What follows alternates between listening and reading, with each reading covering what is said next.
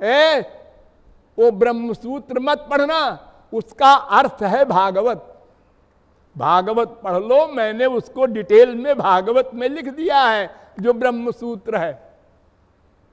और जितने उपनिषद हैं वो भी मत पढ़ना, तुम्हारी समझ में नहीं आएगा। वो वेद का अंतिम भाग है उपनिषद, उसका भी सारांश मैंने भागवत में लिख दिया है। वेदोपनिषदाम सारा जाता भागवती कथा। वेद और उपनिषद और ब्रह्मसूत्र सब का सारांश केवल भागवत में, केवल। और पुराण नहीं। निम्नगायाम यथा गंगा देवानाम अच्युतो यथा, वैष्णवानाम यथा शंभु पुराणानामिदं तथा। जैसे नदियों में सबसे इंपॉर्टेंट पूज्य गंगा नदी है, जैसे सब देवताओं में स्पिरिचुअल पर जितनी पर्सनालिटी है उनमें श्री कृष्ण सबसे बड़े हैं, जैसे सब वैष्णवों में भक्तों में संतों में भगवान शंकर सर्वश्रेष्ठ है, ऐसे ही पुराणानामिदं तथा। समस्त पुराणों में भागवत सबसे इंपॉर्टेंट है। इसके जान लेने के बाद फिर कुछ भी जानना अवशिष्ट नहीं। ये 12वें स्कंद के 13वें अध्याय का 16वां श्लोक है। स्वयं सुखदेव परमहंस कह रहे हैं, सर्व वेदांत सारम ही श्री भागवत मिष्यते तदरसामृत तृप्तस्य नान्यत्र स्याद्रतिः क्वचित्। जितने वेदांत हैं, अद्वैत, विशुद्धाद्वैत, विशिष्टाद्वैत, द्वैताद्वैत, द्वैत, ये सब वेदांत के सिद्धांतों के नाम हैं। इन सब का सार सर्व वेदांत सारम, सार है क्या? भागवत। तमाम पढ़ने की आवश्यकता नहीं, भागवत इतनी इंपॉर्टेंट है। उस भागवत को सुना रहे हैं सुखदेव परमहंस। ध्यान दीजिए, सुखदेव सुनाने वाले। जैसे मैं बकबक कर रहा हूं आपके सामने, ऐसे सुखदेव ने सुनाया था।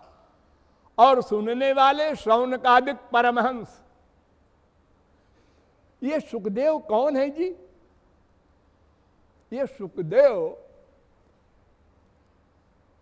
वेदव्यास के लड़के हैं। ये मां के पेट में 12 साल पड़े रहे, बाहर निकले ही नहीं। क्यों? माया लग जाएगी। पेट में जब आप लोग रहते हैं तो उस समय आपको भगवान ज्ञान देते हैं, तो आप भगवान से प्रार्थना करते हैं 9वें महीने में, महाराज हमें इस नरक से निकालो। अब आप ही का भजन करेंगे और कुछ नहीं करेंगे। और जब पैदा हुए तो पैदा होने का जो कष्ट हुआ उससे वो ज्ञान भूल गया। किसी किसी को हो सकता है याद हो, और आमतौर से भूल जाता है। तो मां के पेट में इतना कष्ट सहने पर भगवान ने जब एक बार कृपा करके ज्ञान दिया और फिर वो भूल गए, तो सुखदेव परमहंस ने कहा बाहर ही नहीं निकलेंगे। तो वेदव्यास ने पूछा, भाई तुम कौन हो? 12 साल से पिंगला के पेट में पड़े हो। तो सुखदेव ने कहा, मैं कौन हूं बताऊं? अरे क्या बताऊं, 84 लाख योनि में अनंत बार घूमा हूं, तो मैं कौन हूं? एक हूं, क्या बता दूं? वेदव्यास चुप हो गए। तो बड़ा विद्वान है कोई, हमारी बोलती बंद कर दिया इसने। अच्छा, तो वेदव्यास ने कहा, अच्छा हम आशीर्वाद देते हैं, तुमको माया नहीं लगेगी, आओ बाहर। हाँ आप ठीक है, आए बाहर। अब जनेऊ वगैरह सब होना चाहिए कायदे से, कुछ नहीं किया, चल दिए। जंगल को चल दिए, और किस अवस्था में? पूर्ण समाधि की अवस्था में, क्योंकि माया तो चली गई अंदर ही, पेट के अंदर से। अब पूर्ण अमलात्मा परम अवस्था में आ गए, बाहर निकले और चल दिए। यम प्रव्रजंत मनुपेतमपेत कृत्यं द्वैपायनो विरह कातर आजुहाव पुत्रेति तन्मयतया तारवोभिनेदुस्तम सर्वभूत हृदयं मुनिमानतोस्मि। प्रथम स्कंद के दूसरे अध्याय का दूसरा श्लोक। आगे आगे जा रहे हैं सुखदेव परमहंस, उनके पीछे पीछे जा रहे हैं व्यास जी। पुत्र पुत्र रुको, अरे तुम अभी ब्रह्मचर्य का पालन करो, फिर गृहस्थ, तुम्हारे ऊपर पितृ ऋण है, बच्चा पैदा करो, नहीं बाप के ऋण से ऋण नहीं होगे। मनुस्मृति कहती है ऋणानि त्रीण्यपाकृत्य मनोमोक्षे निवेशयेत्। देव ऋण, ऋषि ऋण, पितृ ऋण, तीन तीन ऋण है। सुखदेव ने सुना ही नहीं, वो परमहंस अवस्था में थे। परमहंस अवस्था उसे कहते हैं कि केन कम शुणयात, केन कम जिघ्रीत, केन कम मनवीत, केन कम बिजानियात, यानी इंद्रियां कुछ वर्क न कर सके।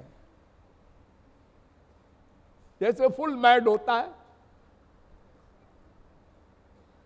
वो परमहंस अवस्था है। तो आगे आगे जब सुखदेव जी जा रहे थे और पीछे पीछे वेदव्यास, तो वेदव्यास का उत्तर नहीं दिया सुखदेव ने कुछ। देवांगनाएं, अप्सराएं नंगी स्नान कर रही थी रास्ते में, एक सरोवर में। जब चले गए सुखदेव, पीछे से वेदव्यास जा रहे थे, तो उन्होंने देखा स्त्रियां नंगी स्नान कर रही हैं, वहीं खड़े हो गए और डांटा, तुम लोगों को लज्जा नहीं लगती? ये पाप है, नंगा स्नान करना वरुण का अपमान है।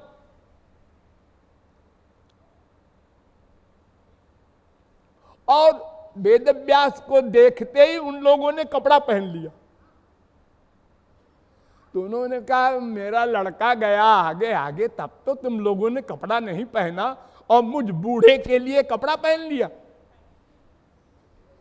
तो देवांगनाएं, अप्सराएं, उन्होंने कहा कि पिताजी अगर अपराध क्षमा हो तो मैं उत्तर दूं। हाँ हाँ बोलो क्या है?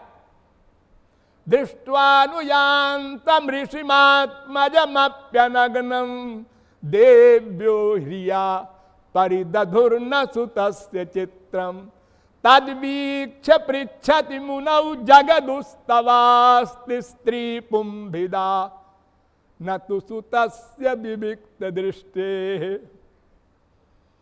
आप हंस हैं और आपका बेटा परमहंस है, इतना अंतर है। हंस माने जो ये तो जाने ये अच्छा है ये बुरा है, और अच्छा ही पकड़े बुरा न पकड़े, बुरा उस पर हावी न होने पावे, वो भी संत है, उसको हंस कहते हैं। ये हंस की अवस्था में सारे महापुरुष रहते हैं, परमहंस की अवस्था में कभी कभी जाते हैं।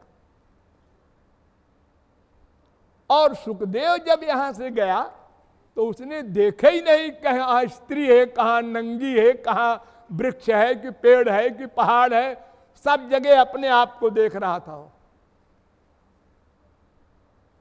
तुम्हें कैसे मालूम?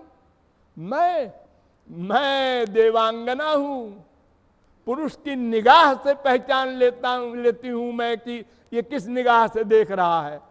सुखदेव ने हमको देखा वैसे ही निगाह, इधर देखा वैसी ही निगाह, उधर देखा कोई चेंज नहीं। अब तुमने उधर देखा और निगाह इधर देखा, नंगी नहा रही, तुमको स्त्री दिखाई पड़ी और नंगी स्त्री दिखाई पड़ी, सुखदेव को नहीं दिखाई पड़ी। ये अंतर है हंस और परमहंस में। इसलिए मैंने उनके लिए वस्त्र नहीं पहना।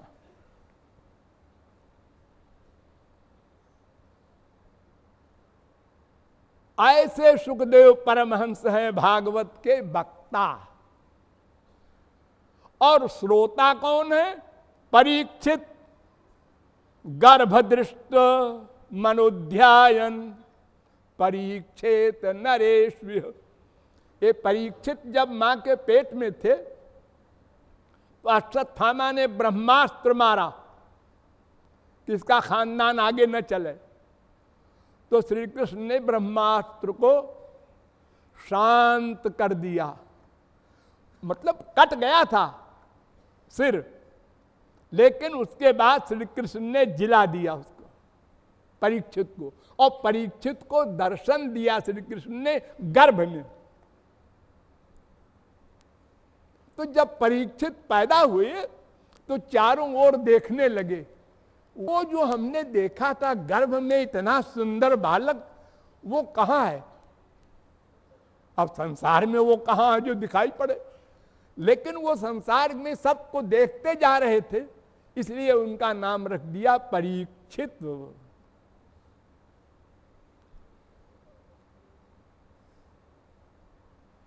तो वो परीक्षित जिनके लिए बड़े बड़े ब्रह्मर्षियों ने ये भविष्य बताया था युधिष्ठिर को कि ब्रह्मा के समान, विष्णु के समान, शंकर के समान इसकी शक्तियां और योग्यताएं हुए, वो परीक्षित भागवत सुन रहे हैं, वो अधिकारी हैं सुनने के।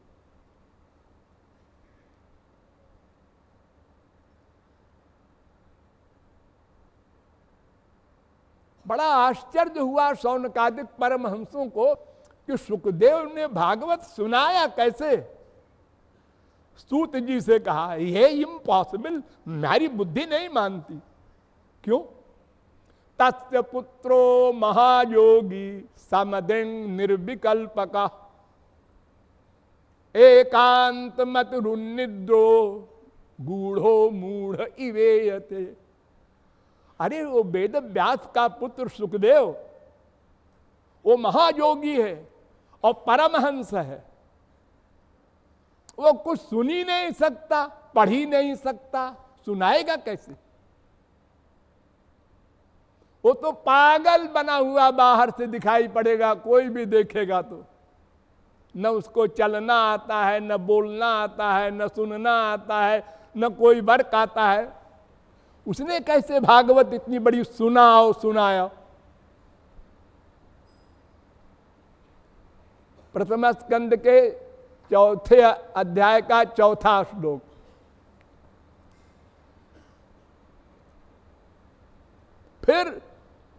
फिर शौनक को आश्चर्य हुआ कि सगो दोहन बेलाम वै गृहेषु गृह मेधिनाम अवेक्षते महाभागस्तीर्थी कुर्वंस्तदाश्रमम।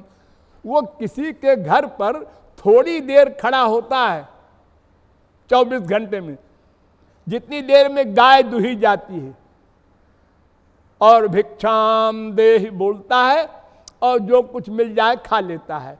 तो वो इतनी बड़ी भागवत 18,000 लोग सुनाने, क्या उसको कैसे हम मान लें कि सुनाया?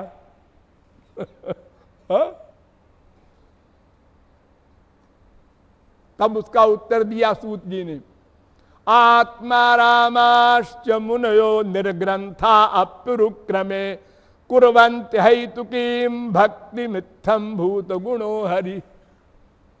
अरे शौनकादिक महर्षियों, तुम लोग नहीं जानते, आत्माराम निर्ग्रंथ यानी माया से परे और आत्मा में ही रमण करने वाले परमहंस लोग भी श्री कृष्ण की लीला, श्री कृष्ण दर्शन आदि पाकर भूल जाते हैं अपनी समाधि को, श्री कृष्ण के दास बन जाते हैं। इत्थम भूत गुणों हरि, श्री कृष्ण में ऐसे गुण हैं आकर्षक, तभी तो उनका नाम पड़ा कृष्ण, माने खींचने वाला। और तो और स्वयं को खींच लेता है सौंदर्य। श्री कृष्ण स्वयं अपनी सुंदरता देखकर मोहित हो जाते हैं, बाकी की क्या गिनती।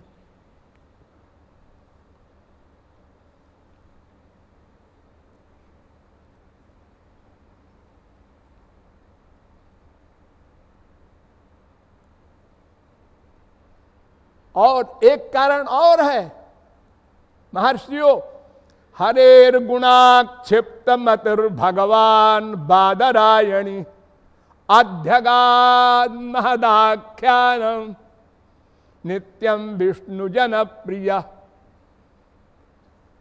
उनको व्यसन था सुखदेव को दूसरे जन्म में श्री कृष्ण लीला सुनने का, वो संस्कार था। तो वो जब अवसर आया तो वो समाधि भूल गए। ये कैसे अवसर आया? वो तो पागल शरीर की अवस्था में चले पड़े थे जंगल को। वो ऐसा किस्सा हुआ कि वो जंगल में जाकर और पत्थर की तरह, काष्ठ समाधि कहते हैं उसको, लकड़ी की तरह समाधि में लीन थे। तो वेद व्यास ने भागवत बनाया जब, तो उनके शिष्य लोगों ने उनकी सेवा के लिए सब काम करते थे शिष्य लोग। तो लकड़ी बीनने गए जंगल में, तो देखा एक सुंदर सा बालक और ऐसे बैठा है। दूसरे दिन फिर वैसे बैठा है। कई दिन देखा तो आकर वेद व्यास से कहा, गुरुजी एक लड़का ऐसा लगातार बैठा है, मैं कब से देख रहा हूं। तो उन्होंने समाधि में देखा, ओ मेरा बेटा है सुखदेव परमहंस। अच्छा अच्छा, देखो मैं एक श्लोक बोलता हूं, तुम उनके कान में बोलना।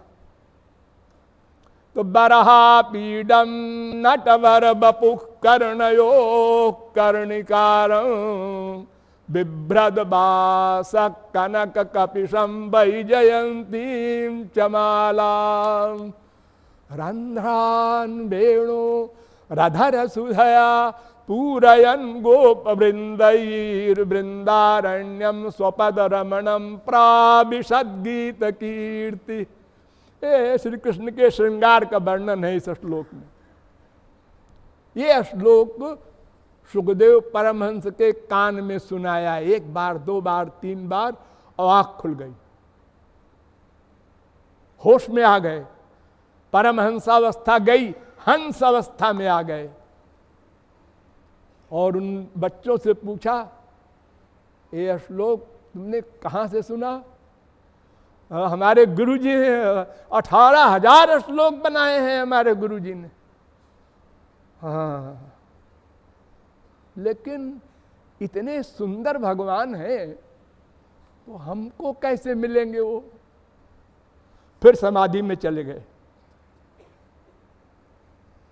तो आकर शिष्यों ने बताया कि गुरुजी वो आंख तो खोले थे, ये पूछा भी था, लेकिन वो फिर वैसे हो गए। हमने कहा अच्छा। दूसरा श्लोक सुनो, ये सुनाना आपकी। अहो वकीयं स्तन कालकूटम जिघांसया पाययदप्यसाध्वीलेभे गतिं धातृचितां ततोन्यं कंबादयालुं शरणं व्रजेम। तीसरे स्कंद के दूसरे अध्याय का 23वां श्लोक।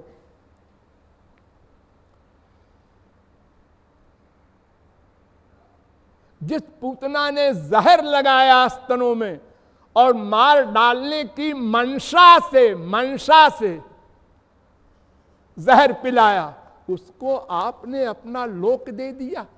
और किसी ने पूछा, आप तो अंतर्यामी हैं, उसकी मंशा जानते थे? हाँ हाँ जानते थे, लेकिन अब हमारे मुंह में उसने स्तन डाल दिया तो मेरी मां हो गई, चलो हटाओ। इतनी कृपा। हमारे संसार में मंशा मालूम हो जाए जज को तो वो फिर दंड जरूर देगा, और मंशा नहीं है तो फिर ठीक है, डाउट में फायदा मिलेगा मुल्जिम को। तुम तो सर्वज्ञ हो, सर्वांतर्यामी हो, सर्वद्रष्टा हो, सर्वनियंता हो, सर्वसाक्षी हो। अरे